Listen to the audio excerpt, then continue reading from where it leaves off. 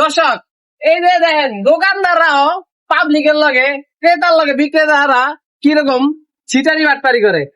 এই যে দেখেন এই যে 1 লিটার একটা Coca Cola, 1 litre Coca Cola লেখা আছে ফ্রি, মানে ফ্রি কিনলে 500 মিলি, মানে একটা পানির বোতল। 1 লিটার একটা পানির বোতল কিনলে মানে 1 লিটার একটা কোক কিনলে একটা পানির বোতল ফ্রি। আর সেই জায়গায় দোকানদারের কাছ থেকে এই কোক কেনার পরে পানির বোতল দেয় না। একটা পানির বোতলের দামও 20 টাকা, বুঝলেন? এটার দাম যদি 80 টাকা হয়, পানির বোতলের দাম 20 টাকা, তাহলে অবশ্যই আমি এই দোকানদারে 20 টাকা কম দিব, কিন্তু দোকানদার মানতেছে না। আইন দেই পানির বোতল ভাই, এই আপনার এটা তো মনে করেন যে আমরা 20 টাকা কম পাইবেন আপনি। পানির বোতল তো নাই এটা নাকি?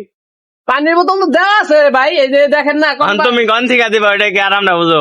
কোম্পানি তো দিয়া দিছে পানির বোতল। কাস্টমারে বুঝবো এতদিন না ফেলা এতদিন দিন পানির বোতল না না, এতদিন আসিল, এটা কোম্পানি দিয়েছে, এটা দিতে হবে। এটা মানে এটা তো আমার অধিকার যে আমি এটা কিনছি, এই পানি বোতলটা আমি নিমু, এটা আমার অধিকার, কিন্তু দোকানদার দিতেছে না। তো দর্শক আপনারাই কন এইসব দোকানদারা কি করা দরকার।